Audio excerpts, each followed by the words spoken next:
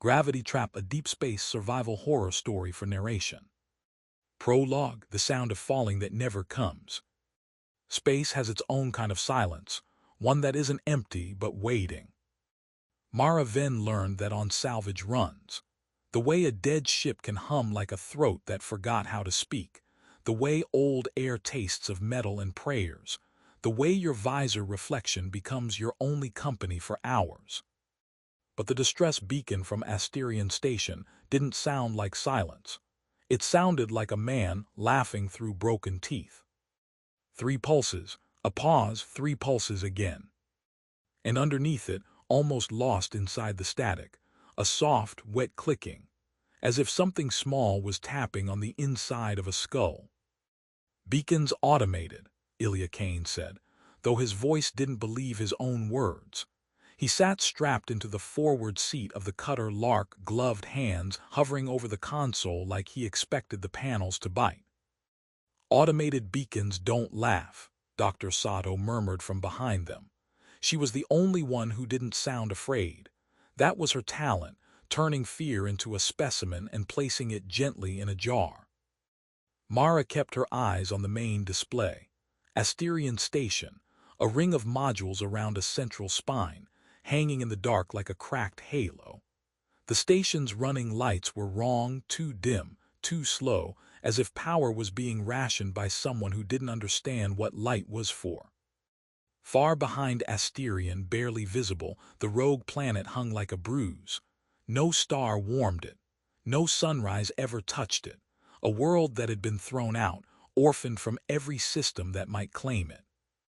Asterion's official mission had been simple on paper: gravitational lensing research, exotic mass manipulation, engine prototypes, the kind of work that made corporations smile and insurers sweat. Then the data feed stopped. Then the supply ship didn't return. Then the laughter began. "Docking clamps are responding," Ilya said. "Station S accepting us." "Dead things don't accept visitors," Mara replied, and heard the old superstition in her own words. She hated that. She looked at the crew list projected in the corner of the screen. 4 souls inside the Lark, 4 names worth less than the salvage rights they'd been promised. Mara Ven, lead operator; Ilya Kane, engineer; Dr. Hana Sato, medical and biohazard; Lurk Drax, security contractor. Drax sat in the rear, helmet in his lap, chewing something that wasn't food. He had a scar that ran from his jaw to his temple like a second mouth.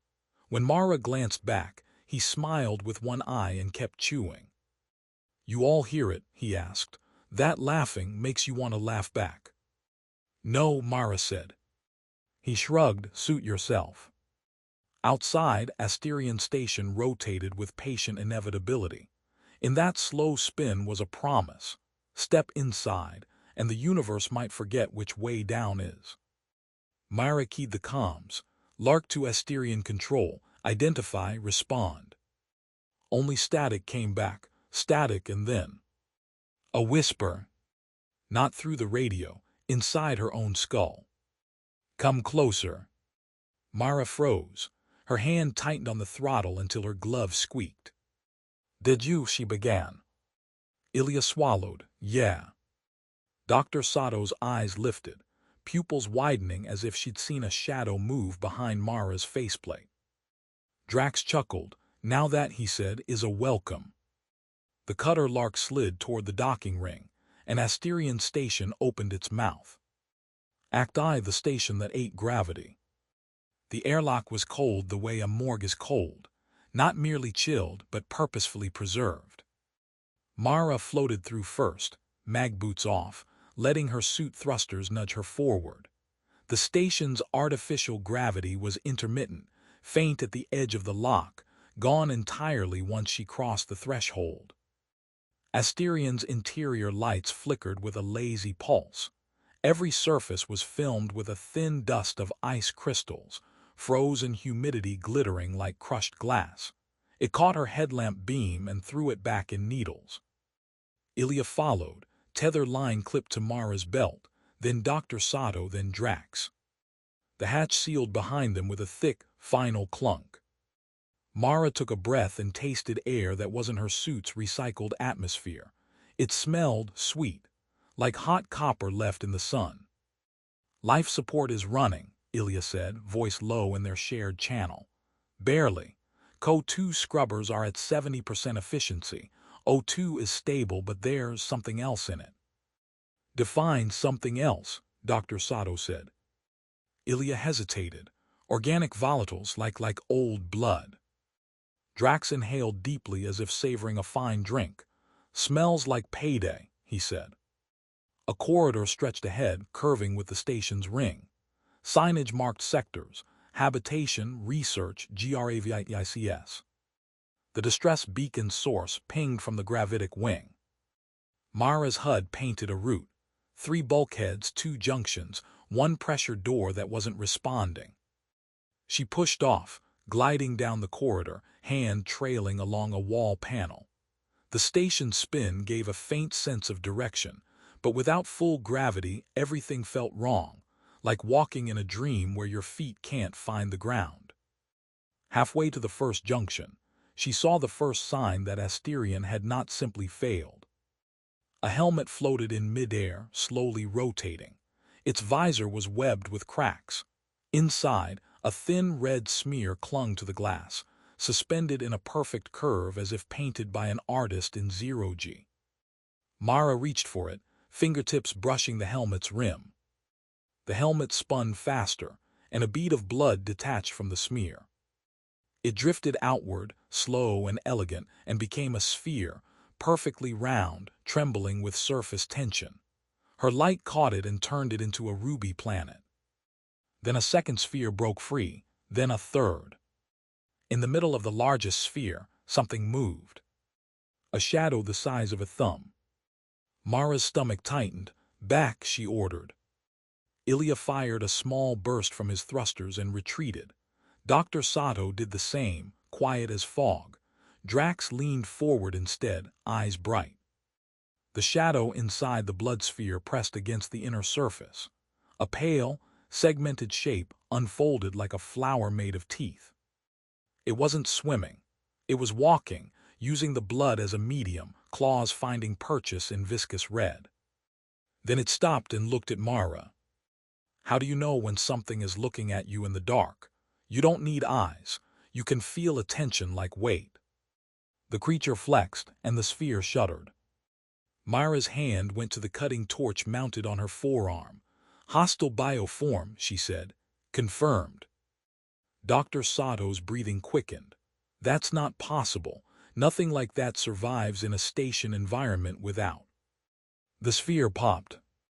Not like a bubble, more like a skin tearing.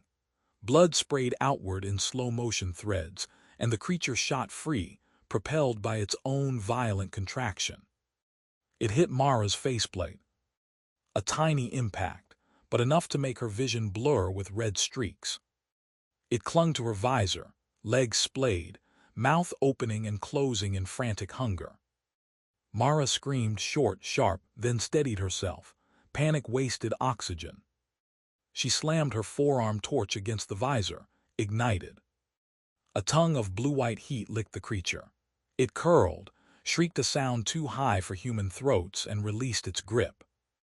It floated away, burning, twisting like a leaf caught in a gentle current. Everybody keep moving, Mara said. No contact with. Her light swept the corridor ahead. There were more spheres. Dozens. Hundreds. Red planets drifting in the air, some large as fists, some tiny as pearls, each one glistening and turning, catching the flicker of the station lights. Within many of them, shadows shifted. And from somewhere deeper in the station, the wet clicking answered, louder now, like applause. Act II, the compartment with no down. They reached Junction C after 20 minutes of careful movement. Every time a suit brushed a blood sphere, it trembled like a jellyfish and drifted away, and within its red heart something woke. They learned quickly, the creatures loved disturbance. The junction opened into a maintenance bay labeled GRAV Lab Access. A pressure door hung open, bent inward, as if something had been forced through it from the far side. Beyond the door, the corridor widened into a compartment shaped like a long rectangle. Cargo racks, tool lockers, tether points in the floor and ceiling. Except the concept of floor and ceiling meant nothing here. The Grav Lab's local field generator had failed completely. No spin gravity, no magnetic fallback, just the pure, honest indifference of space. Mara floated into the compartment and felt her stomach lurch at the sudden absence of even faint directional cues. Her inner ear screamed at her, "This is wrong. This is falling forever." The only thing that gave the room a sense of orientation was the slow drift of objects, loose bolts, a wrench, a torn glove, and the blood. The compartment was full of it. Not pooled, never pooled. Blood didn't fall here, it didn't splash, it didn't stain the deck.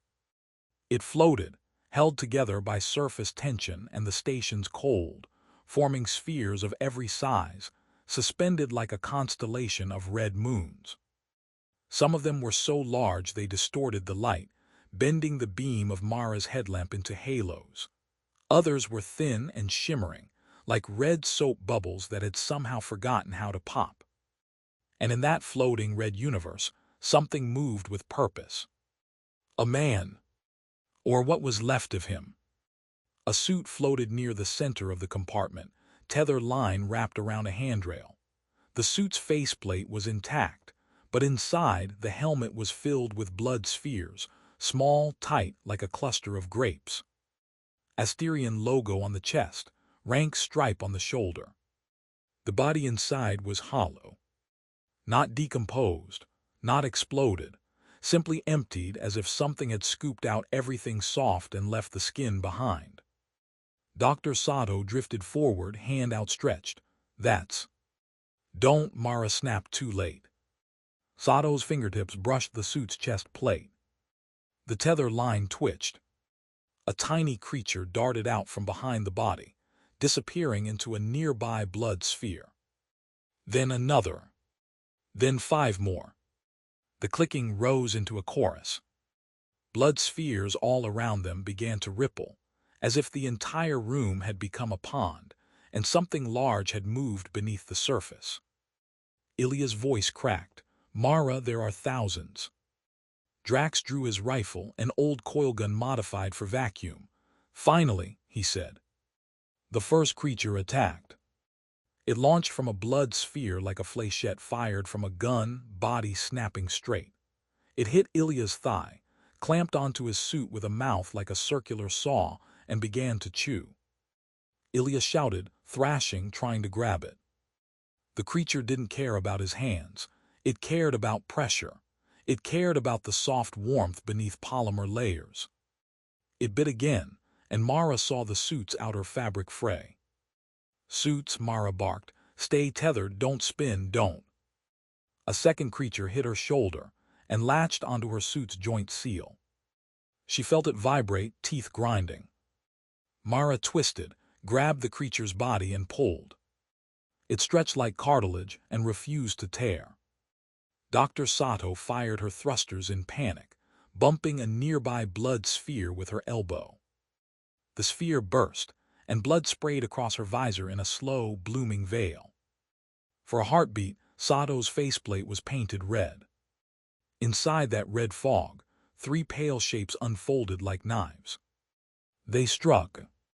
Sato screamed, and her scream became a bubble in Mara's headset, high, thin, endless. Mara burned the creature on her shoulder with her torch, then shoved herself towards Sato, grabbing the medic's tether line. "Sato, stabilize, don't spin."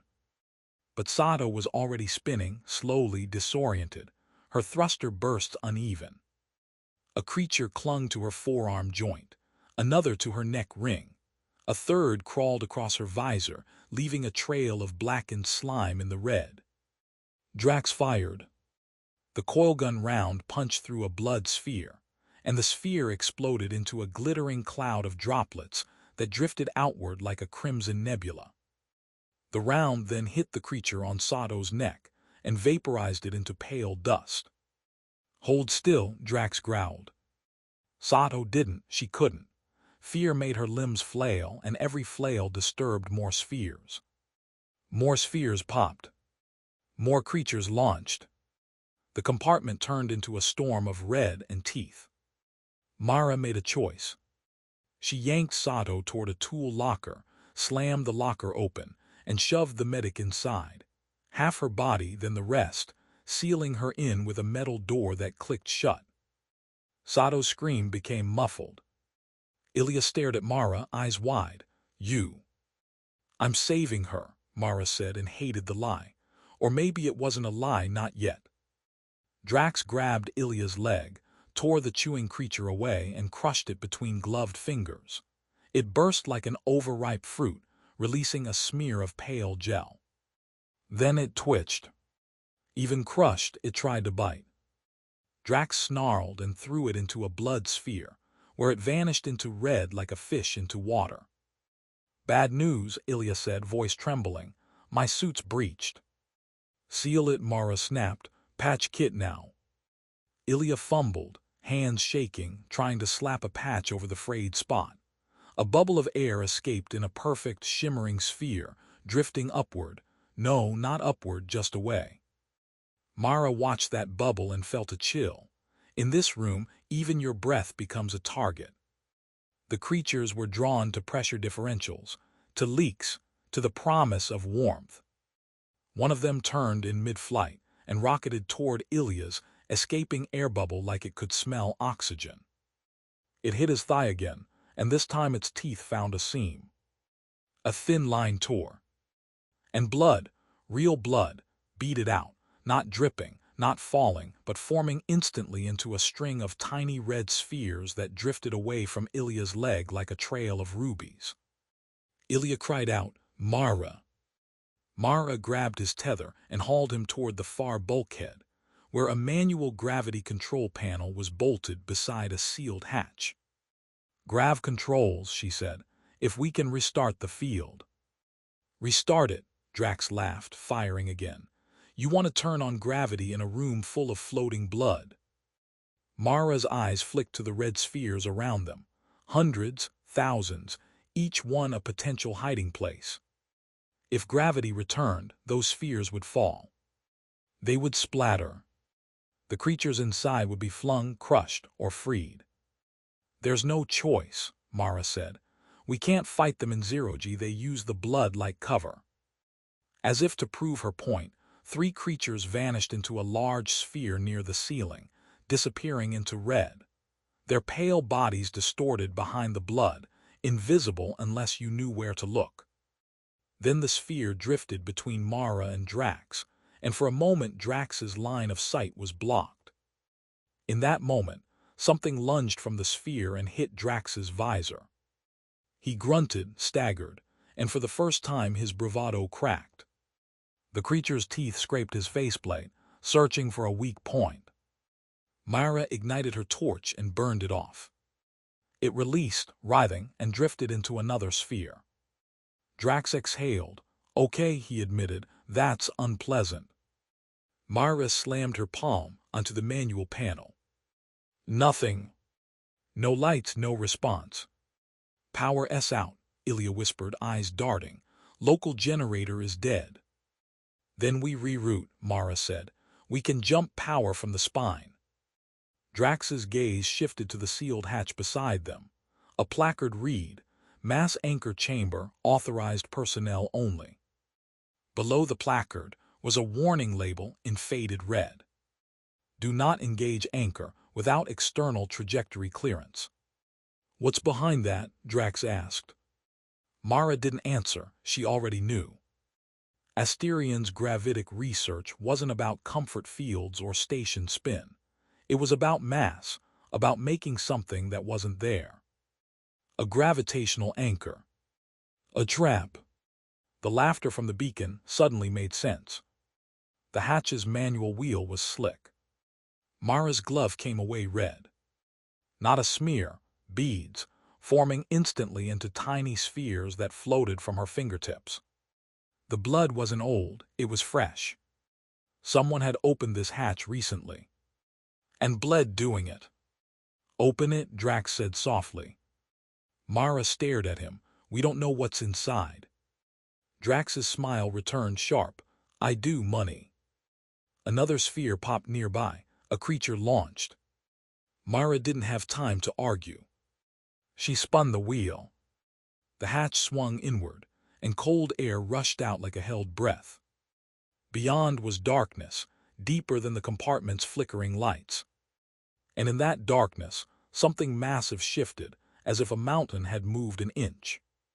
Act II, the anchor. The mass anchor chamber was round, its walls lined with thick cables and braided conduits that disappeared into the station's spine. In the center of the chamber floated a machine that looked like an altar built by someone who hated geometry. A lattice of black metal rings intersected at impossible angles, each ring etched with microscopic grooves. Coils wrapped around the rings like muscles. Between them, a core of dense material hung, no larger than a human head, but so dark it seemed to drink light. Mara's headlamp beam bent around it. Not like a shadow, like gravity itself was warping the photons. Even in complete zero-G, Mara felt a tug in her gut as she drifted closer, as if her organs were trying to lean toward the core. "What the hell?" Ilya whispered. Dr. Sato's voice came through the locker door, muffled but alive.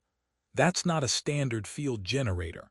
That's a mass simulacrum, a local curvature inducer." Drax chuckled. "In English, Doc." "It's a fake planet," Sato said. "A gravitational point made from something else." Mara's suit HUD flickered, compasses spinning uselessly.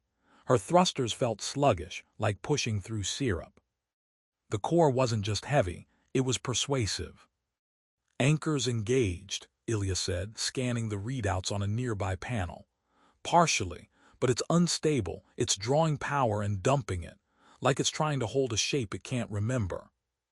Mara saw marks on the walls, scratches, gouges, as if something had been dragged across metal. Some of the scratches were deep enough to expose underlying layers. And there were blood spheres here too, fewer than in the maintenance bay, but larger, as if the anchor's subtle pull had coaxed them together. In one of those spheres, a pale shape rested still. Mara's stomach tightened. "They're nesting." "Of course they are," Drax said. "Look at this place. Warm cables, pressure seals, floating snacks." Ilya's eyes stayed on the panel. "There's a log file. Last entry, 21 hours ago." Mara nodded. "Play it." Ilya tapped a command. A woman's voice filled their helmets, distorted by interference. "To whoever finds this, don't trust the beacon. We looped it. We needed help and we needed bait. The anchor is a trap. It's a mouth. It's hungry. We tried to shut it down and it—" A wet crunching sound cut her off, a scream brief. Then a man's voice shaking. "They're in the blood. They're in the—" Static. Then laughter, distant, hollow. The log ended. Drax's eyes gleamed, so there were survivors for a while. Mara swallowed. "We're leaving." Drax's rifle lifted slightly. "We're not." Mara didn't move. "Drax." He held her gaze. "You know what that core is worth. You know what they'll pay for a working anchor. We take it, we leave, we get rich enough to never breathe recycled air again."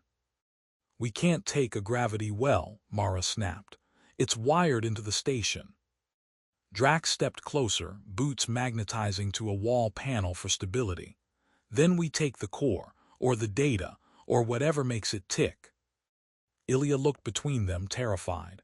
"Mara, the anchor is affecting the station's rotation. If it collapses, it could." A blood sphere near the core shuddered. A pale shape inside unfurled. Then another. The creatures didn't launch this time. They crawled along the inner surface of the sphere, synchronized, like dancers preparing for a performance. Mara realized something with a cold clarity. The anchor wasn't just pulling on the blood. It was shaping it. Using it. The blood spheres around the core began to drift inward, drawn toward the dark center.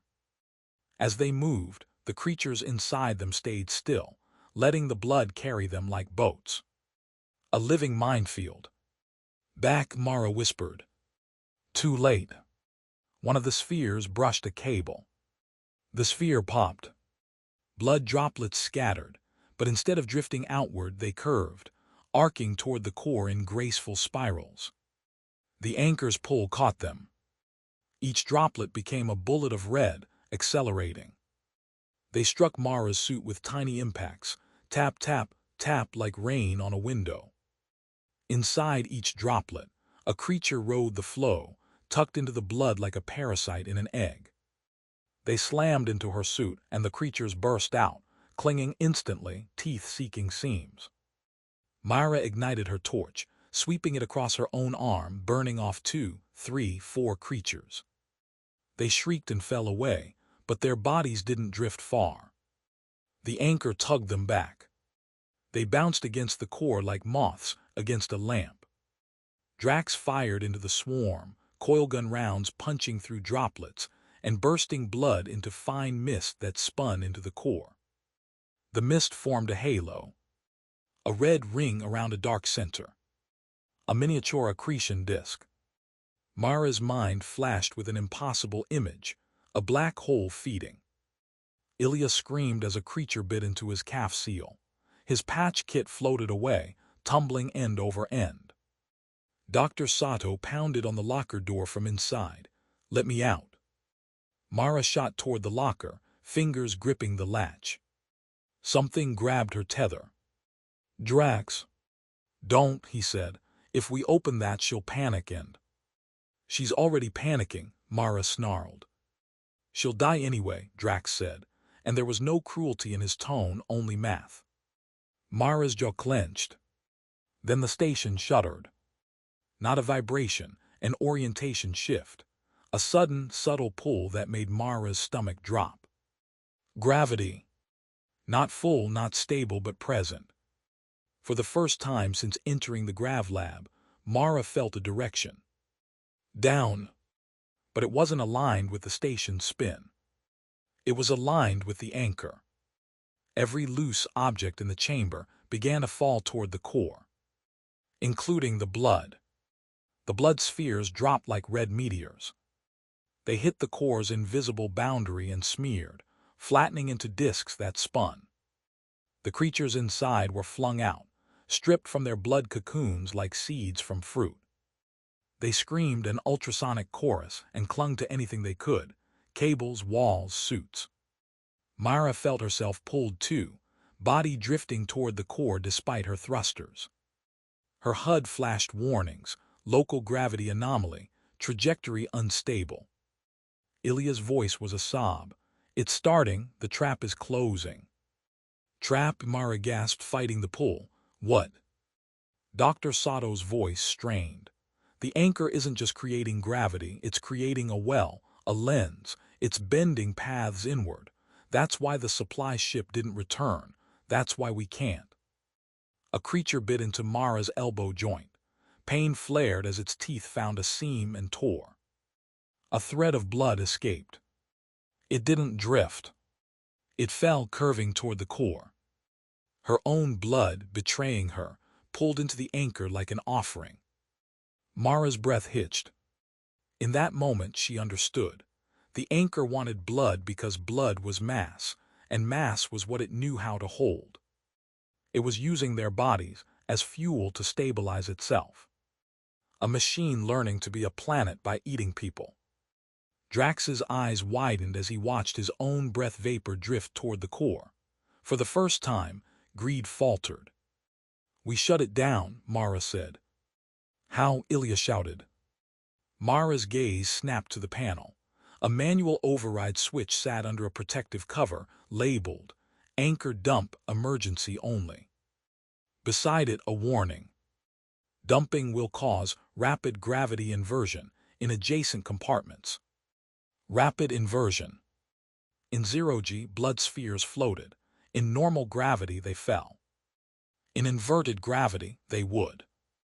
They would rise, they would strike the ceiling, they would burst. They would blind. They would free the creatures in every direction. But it might also rip the creatures off their hiding places. It might slam them into walls with enough force to crush them. It might save them, or kill them faster. Mara looked at Ilya's torn suit, at Sato trapped behind metal, at Drax's rifle trembling. Outside this chamber, the maintenance bay was full of blood spheres, thousands of them. If the anchor inverted gravity, that bay would become a storm of red and teeth. If she didn't, the anchor would pull the entire station into its own manufactured well, until docking escape became impossible. The laughter from the beacon echoed in her mind again. Come closer. Myra reached for the cover. Drax grabbed her wrist. If you dump it, you destroy it, he hissed. You destroy everything we came for. Mara met his gaze. If I don't, there won't be a we. Drax's eyes hardened. Then I take it from your corpse. He swung the rifle up. Mara moved on instinct, slamming her torch into his weapon, knocking the barrel aside. The coilgun fired, the round streaking past her shoulder and into the core. For a heartbeat, nothing happened. Then the core pulsed. The red halo around it brightened. And the gravity in the chamber doubled. Mara screamed as she was yanked forward, tether lines snapping taut. Her suit jerked hard enough to wrench her shoulder. Drax's boots ripped free from the wall panel, magnetic clamps overwhelmed by the pull. He slammed into Mara, both of them spinning, tangled. Ilya's tether snapped. He shot toward the core, helpless. Mara reached for him, fingers outstretched. But the anchor bent the space between them. Her hand didn't go where she thought it would. It curved, drawn inward. Ilya's eyes met hers through his visor, wide, pleading, already resigned. A creature clung to his helmet, chewing at the seal. And then Ilya hit the core's invisible boundary. He didn't splatter. He stretched. His body elongated as if pulled into thin filament, limbs extending, suit fabric straining. For a second, he was a human line drawn toward darkness. Then he snapped. Not in half, into a spray. Blood spheres, bone fragments, suit shards, everything thrown outward, then curved back, caught in orbit around the core like debris around a star. Mara stared, frozen by a horror too clean to be real. Her friend became a ring. Dr. Sato's scream from the locker turned into a raw animal sound. Drax laughed high and broken. Look at that, he breathed. It works. Mara's grief ignited into something harder than fear. She ripped her wrist from Drax's grip, slammed the emergency cover open, and pulled the dump switch. Act IV, Red Storm.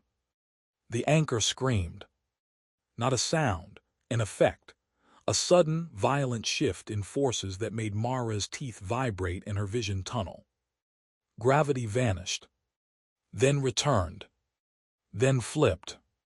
The world inverted so fast Mara's inner ear vomited sensation into her brain. If she'd been unhelmeted, she would have been sick. In her suit, she could only gag against recycled air. Every object in the chamber, including Mara, Drax, the locker containing Sato, and the halo of Ilya's remains, was flung away from the core. Not gently. Like stones thrown by an angry god. Mara slammed into a wall panel hard enough to crack its casing. Pain flashed across her ribs. Blood escaped from the tear in her elbow joint, but now it didn't fall inward. It rose, pulled away from the core, toward what used to be up. Her blood formed spheres that streaked past her visor, red comets. The creatures, stripped from their nests, tumbled through the air, flailing, jaws snapping in confusion. Some smashed into the walls and burst like pale fruit. Others recovered mid-flight, claws digging into metal, bodies flattening like parasites that had learned to become shadows. The locker containing Sato tore free from its mountings and spun like a coffin in a cyclone. Mara fired her thrusters, catching it, gripping a handle. "Hang on," she shouted. Inside, Sato's voice was ragged. "Open it, please." Mara tried. The lock was jammed from impact. Drax drifted nearby, clutching his rifle with both hands. His faceplate was spiderwebbed with cracks. A thin film of blood floated inside his helmet, forming small spheres that bumped against his cheeks. He looked like a man wearing his own injury as jewelry. "You killed it," he said, voice shaking with fury. "You." A creature latched onto his neck seal. Drax roared, swinging his rifle like a club, smashing it against the wall to crush the creature. The impact shattered his faceplate. In zero-G, the crack spread like lightning. A hiss of air escaped. Drax's eyes widened. He slapped his gloved hand over the crack, trying to seal it. But air in vacuum doesn't leak like water. It tears. The pressure differential yanked at the crack, widening it. And from the inside of Drax's helmet, blood spheres drifted toward the opening, drawn by escaping air. They squeezed through, popping on the edge, smearing his visor frame.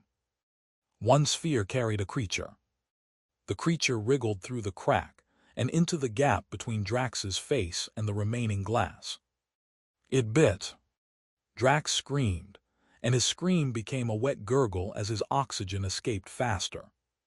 Mara watched, unable to help without sacrificing herself. Drax's hands clawed at his helmet. Blood spheres multiplied, each one a red bead carrying fragments of him outward. The creatures swarmed, drawn to the leak like moths to flame. Drax's body convulsed, then went still, floating like a discarded suit. Then a shadow moved inside his helmet. Something larger than the thumb-sized creatures. Something that had been waiting inside his blood, using him as shelter. A pale, many-jointed thing pressed its face, if it had a face, against the cracked visor. And then it looked at Mara. The wet clicking from the walls intensified, as if the station itself was chattering teeth. Mara dragged the spinning locker toward the hatch, boots searching for a surface to magnetize. The station's gravity was now unstable in waves, sometimes zero, sometimes a faint pull in impossible directions, sometimes a sudden shove that made everything drift sideways. The anchor dump had broken the station's physics into fragments. But it had also done something else. The core's pull was gone. The trap was open. If they could reach the docking ring, they could escape. Mara pushed through the hatch into the maintenance bay. The sight made her heart stall. The bay was a blizzard of blood. Thousands of spheres, once gently floating, now whipped through the compartment in chaotic currents, driven by shifting gravity vectors. They collided, merged, split, burst into clouds of droplets that glittered like red snow. Visibility dropped to near zero.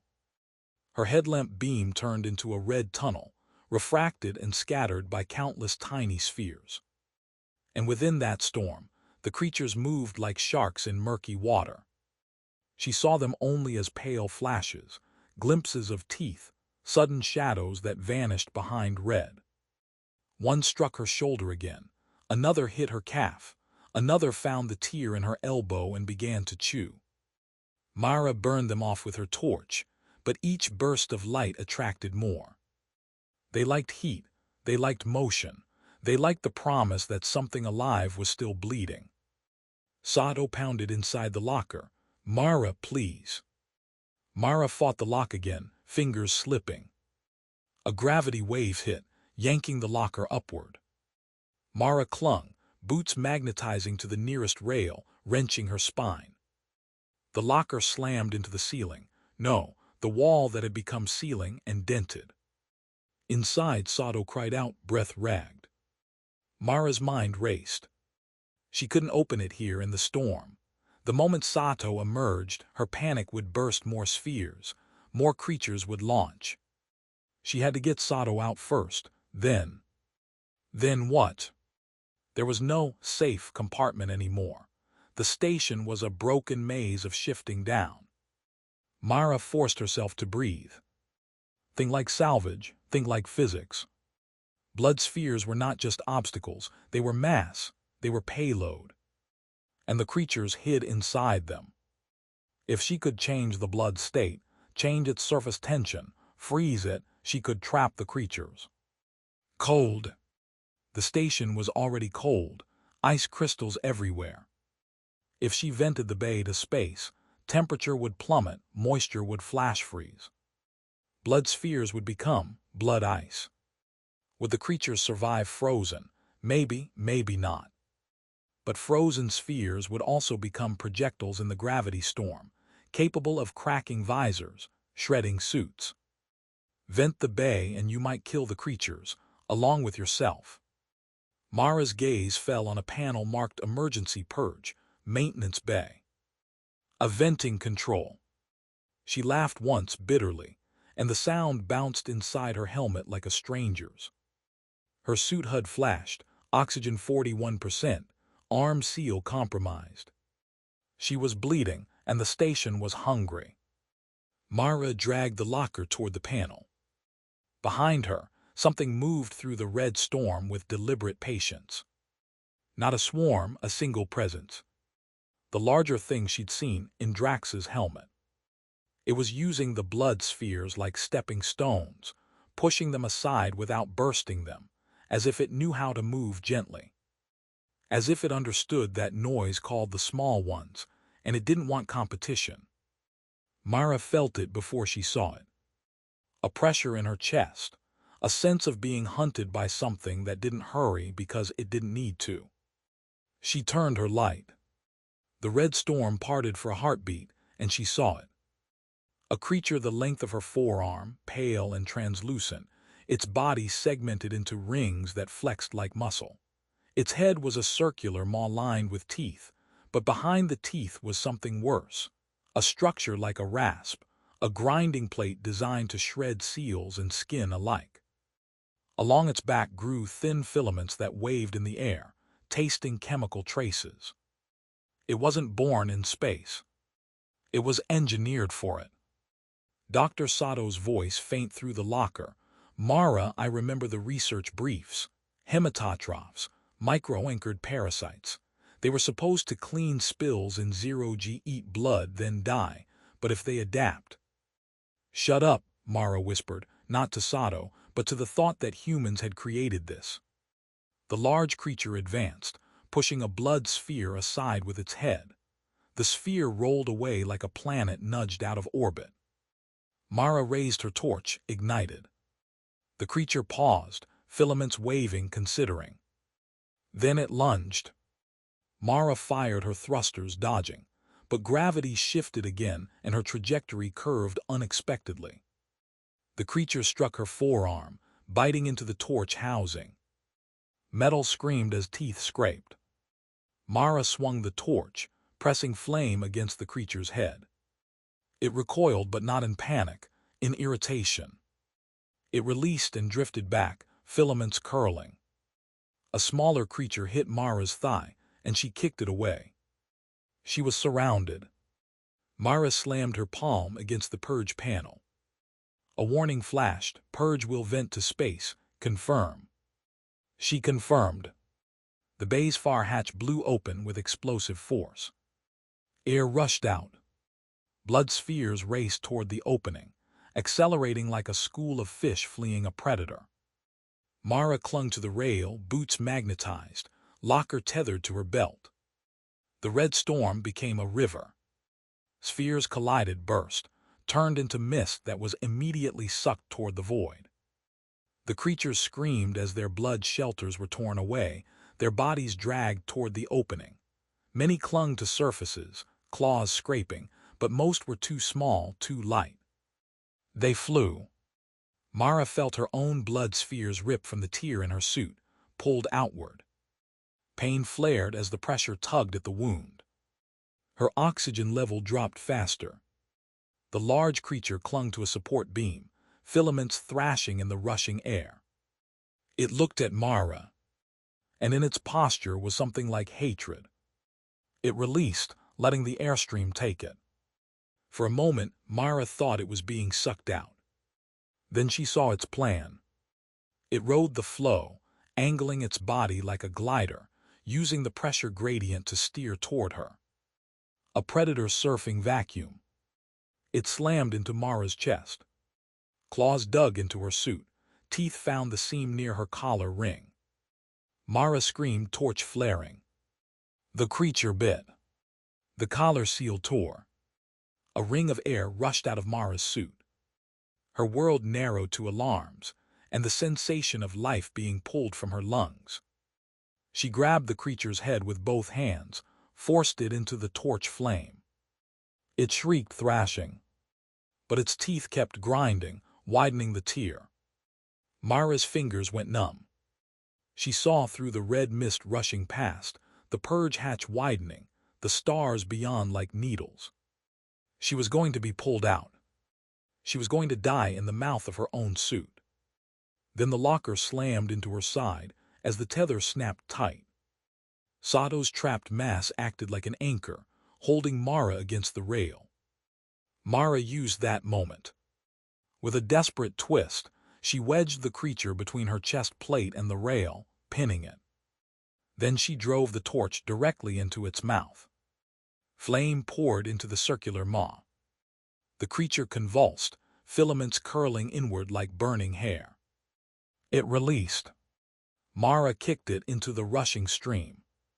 It vanished into the void, a pale smear swallowed by stars. Mara's suit alarm screamed, pressure critical. She slapped a collar patch onto the tier, hands shaking, and watched the pressure stabilize, barely. Oxygen 19%. The purge finished. The bay was empty of air. And empty of most blood. But not all. Some spheres had stuck to surfaces, frozen now into dark red ice pearls. The station was quieter. The clicking diminished to a few distant taps, like leftover raindrops in a gutter. Mara clung to the rail, shaking, and realized she was alone. Ilya was gone. Drax was gone. Only Sato remained, trapped inside metal. Mara's throat tightened. She forced herself to move. Act V, the long way out.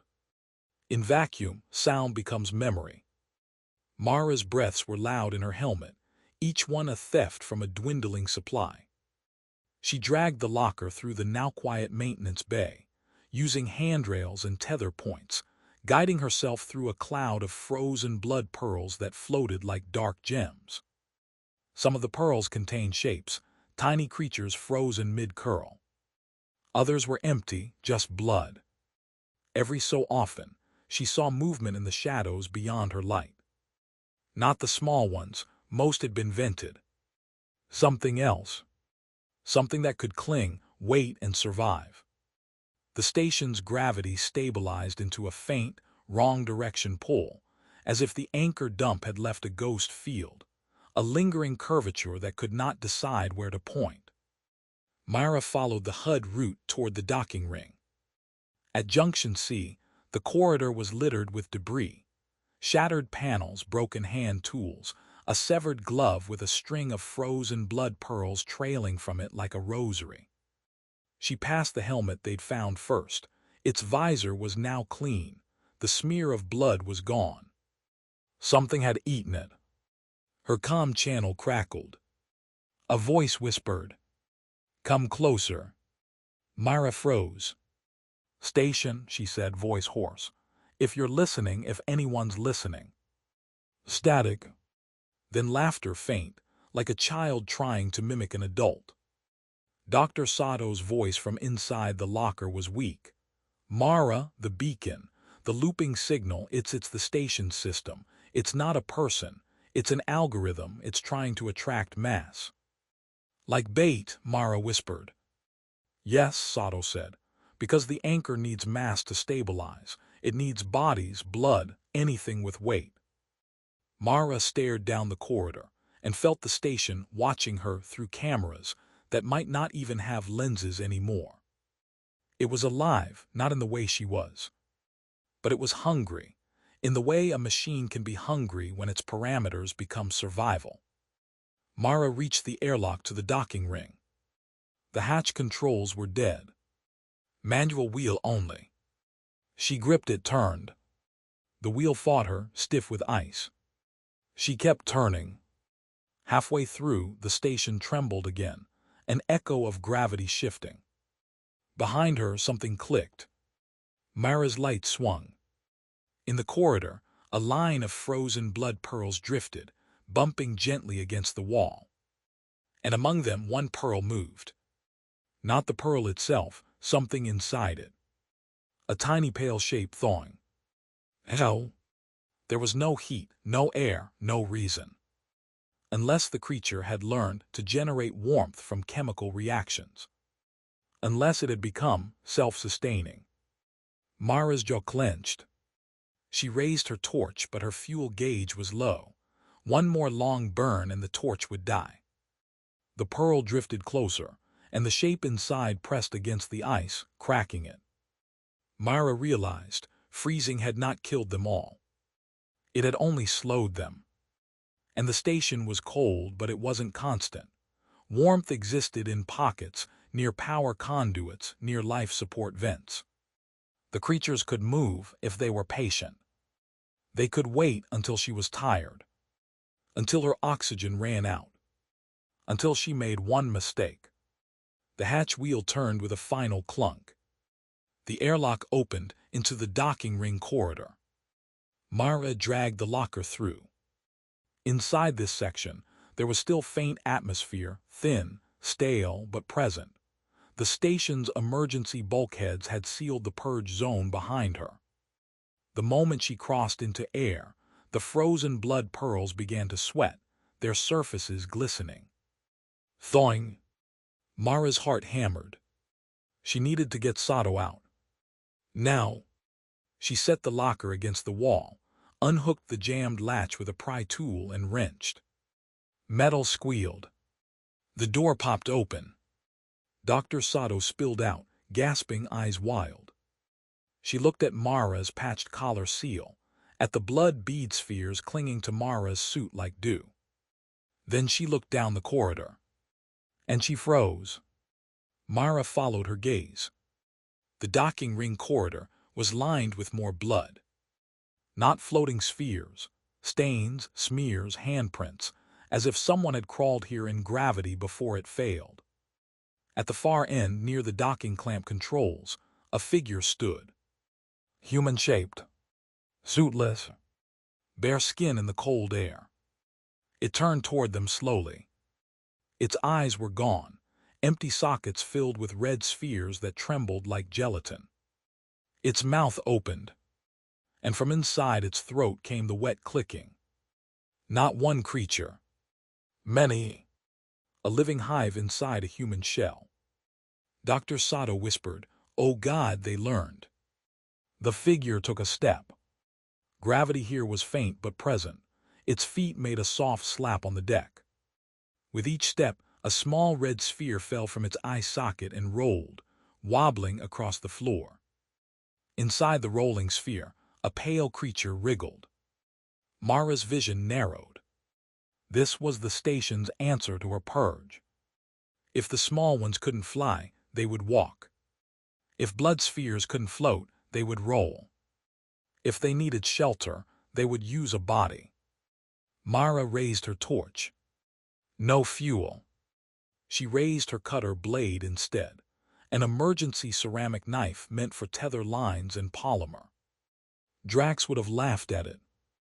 Mara didn't. She looked at Sato. "Can you run?"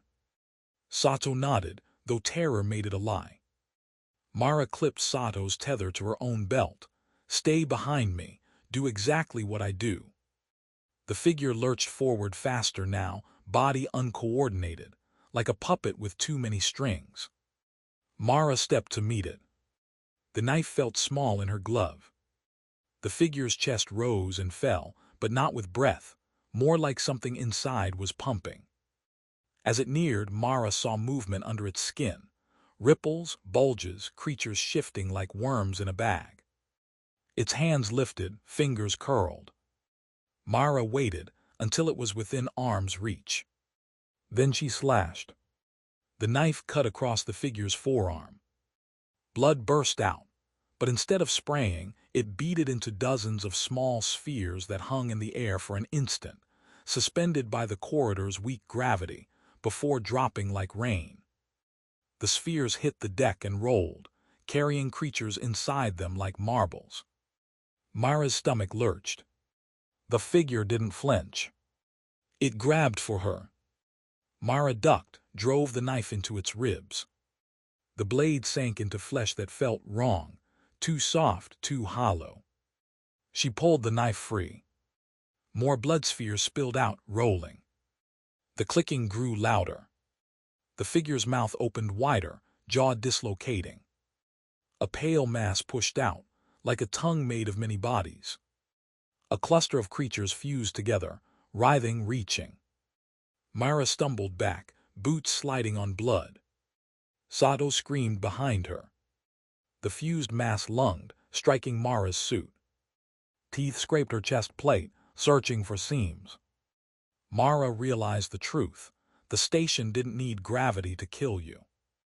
It only needed your blood to stay near you.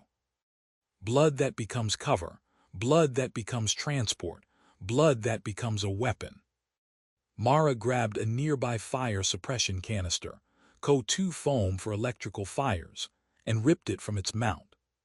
She slammed the trigger. A jet of cold foam blasted the figure's chest and mouth.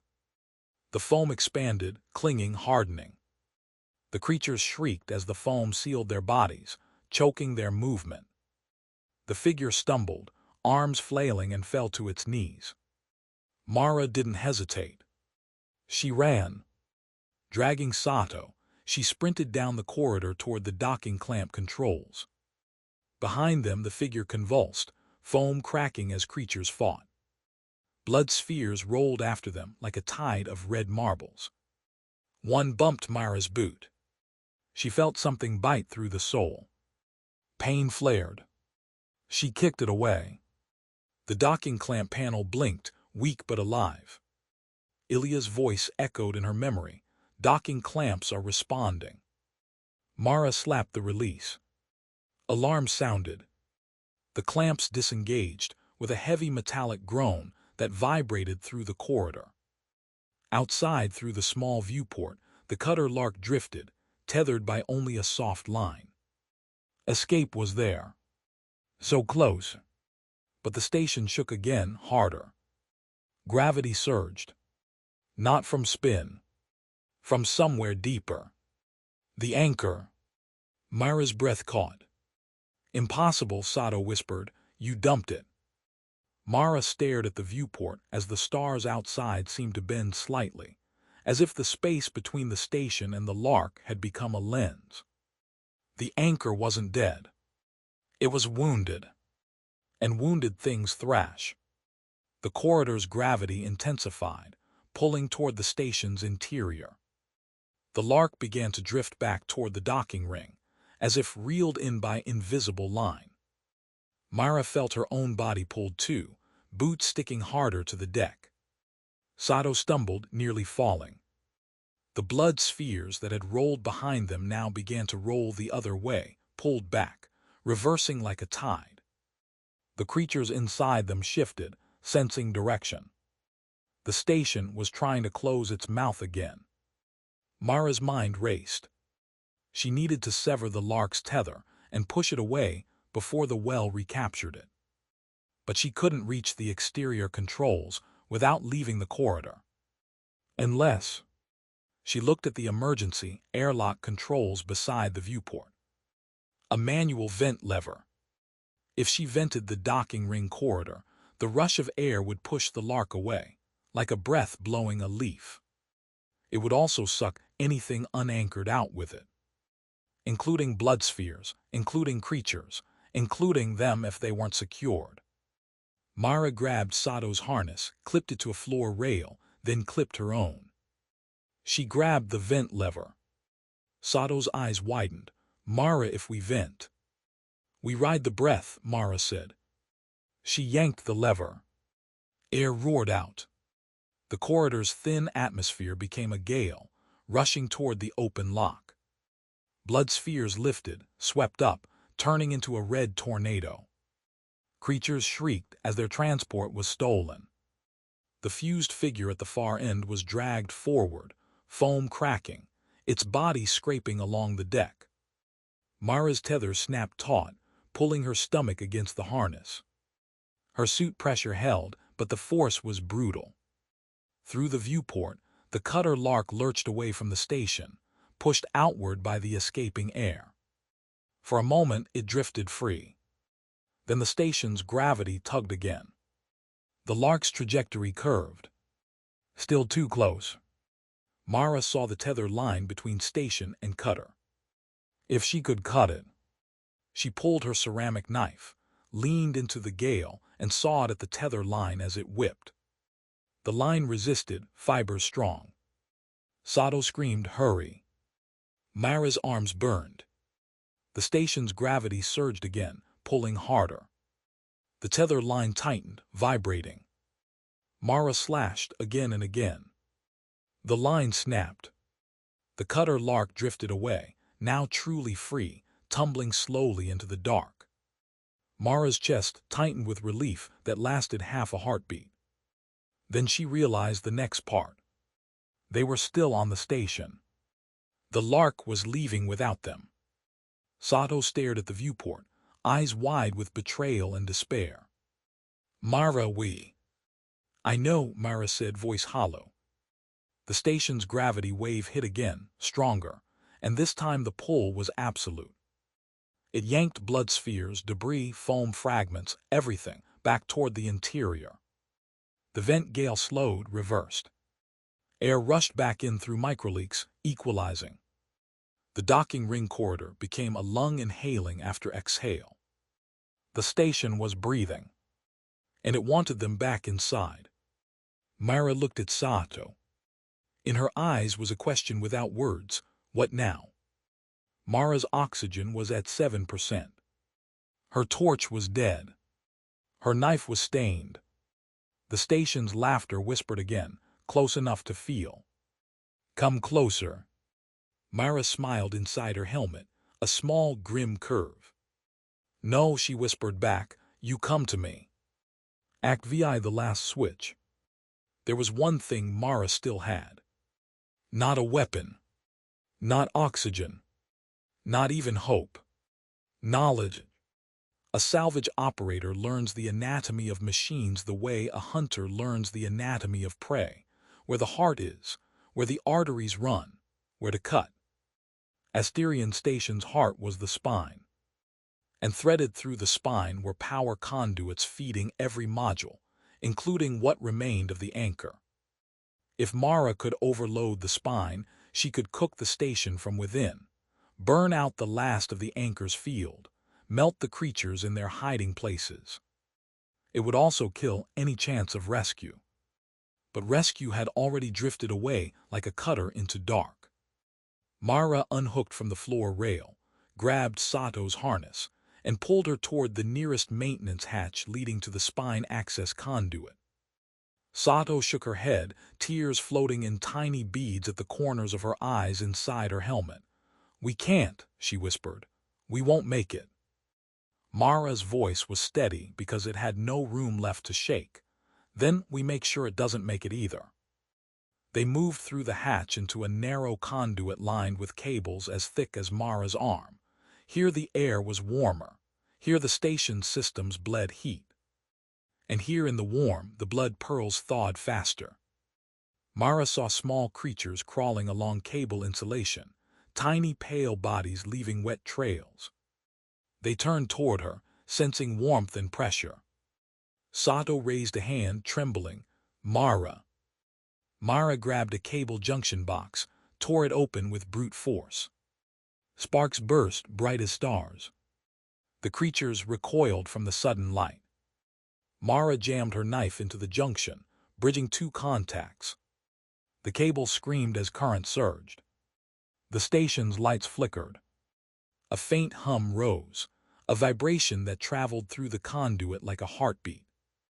Overload warning flashed on Mara's HUD. Sato's breath hitched. "What are you doing?" "Teaching it pain," Mara said. The station's gravity pulsed wildly, as if it spasmed.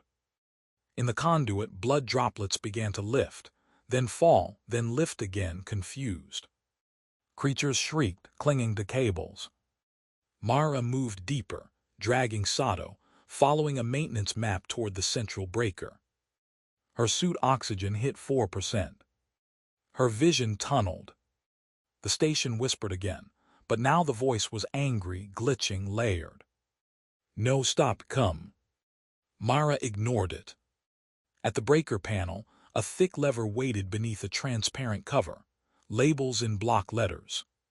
Spine main bus emergency isolation warning, total power loss. Mara stared at it. If she pulled it, power would cut, life support would die, lights would die. The anchor, if it still lived, would lose its feed. But the creatures didn't need lights. They needed blood. And in the dark, blood is the darkest thing. If she cut power, she might only make it easier for them. Unless she didn't cut. Unless she overloaded. She looked at the panel's secondary option: bus override, manual load dump. A load dump would route all stored capacitor energy into the bus at once, a deliberate surge meant to burn out faults. A controlled self-destruction. Mara's hands shook as she lifted the cover. Sato grabbed her wrist. "Mara, if we do this, we die." Mara met Sato's gaze through the visor glass. "You were right," Mara said softly. "It's a mouth, it's hungry." Sato swallowed. "Then we starve it." Mara nodded. She pulled the load dump lever. The station screamed in light. Every fixture flared to maximum, then burst. Panels erupted. Cables spat fire. The conduit filled with sparks and arcs that danced like furious ghosts. For a heartbeat, Asterion Station became a sun. The gravity field snapped hard, then dissolved. The anchor's ghost pull vanished. And in that sudden absence, the blood droplets and spheres, hundreds, thousands everywhere, lost their coerced paths. They drifted. And within them, creatures thrashed, disoriented, exposed by sudden illumination. Electric arcs leaped through the conduit, finding wet surfaces. Blood is conductive. So are the creatures swimming in it. The arcs jumped from droplet to droplet like lightning across a stormy sea, and wherever they struck, pale bodies convulsed and went still. Mara felt the heat through her suit, felt the station systems dying around her like organs failing. Her HUD went dark. Her comms crackled once, then silence. In the strobing light of electrical death, Mara saw the creatures around them, dozens, fall away from cables, twitching, burned. Sato laughed, sudden and hysterical, and then sobbed. Mara's oxygen alarm was a faint, distant thought. She held onto Sato's harness. The station's final lights died. Darkness rushed in like water. For a long moment, there was nothing. Then faintly, through the black, Mara saw a glimmer. The viewport of the conduit hatch. Beyond it, stars. And among those stars, a small light moving. The cutter Lark drifting. Its autopilot, perhaps, had held position at a safe distance when the station's gravity well weakened. Maybe. Or maybe it was a hallucination, oxygen-starved. Myra didn't know. She only knew she had done what she came to do. She had broken the mouth. She had stopped the laughter. She had turned blood into lightning. Sato's hand squeezed hers. "Mara," she whispered, "do you hear that?" Mara listened. In the darkness, in the dead station, there was a sound. Not laughter. Not clicking. A low, steady ping. A new beacon. A real one. Close. A rescue craft, responding to the distress call that had lured Mara in. The station, in its last breath, had screamed loud enough for someone else to hear. Mara tried to smile. Her lungs burned. The stars blurred. And as her consciousness faded, she thought she felt something brush her glove. A tiny tap.